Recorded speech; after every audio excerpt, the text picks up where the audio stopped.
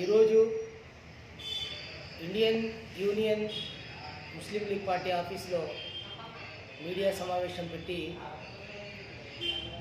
కొన్ని విషయాలు చెప్పడం జరిగింది. దాంట్లో ముఖ్య విషయం ఏమిటంటే మన ఆంధ్రప్రదేశ్లో ఈరోజు జగన్మోహన్ రెడ్డి గారు ఓడడం జరిగింది. గతంలో కూడా నేను చెప్పాను, బాబు గారు ఓడలేదు, జగన్మోహన్ రెడ్డి గారు గెలిచారు అని. ఈరోజు కూడా నేను చెప్పేది ఏమిటంటే బాబు గారు గెలవలేదు, జగన్మోహన్ రెడ్డి గారు ఓడిపోయారు.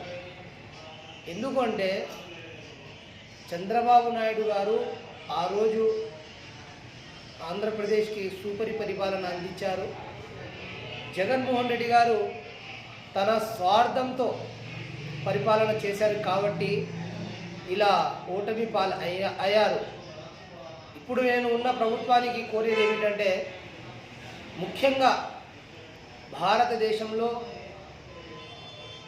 ఏ దేశమైనా కానీ ఏ రాష్ట్రమైనా కానీ ఎదగాలంటే విద్య చాలా ముఖ్యము. చంద్రబాబు నాయుడు గారు మరియు వాళ్ళ మంత్రివర్యులు ముఖ్యంగా విద్యపై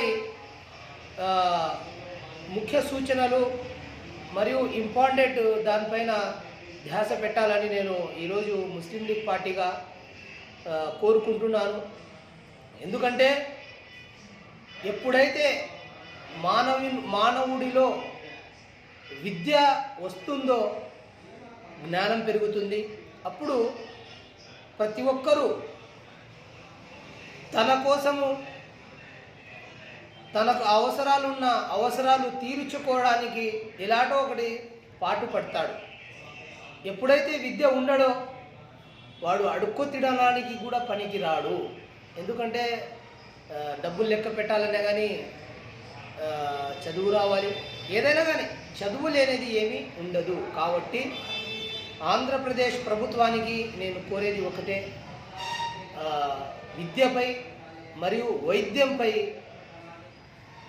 ఎక్కువ ఫోకస్ పెట్టాలని నేను ఈరోజు మీడియా ద్వారా మరియు సోషల్ మీడియా ద్వారా ఆంధ్రప్రదేశ్ రాష్ట్ర మంత్రులకు ముఖ్యమంత్రి గారికి నేను కోరుచున్నాను. అస్సలాము అలైకుం వరహమతుల్లాహి వబరకాతుహు.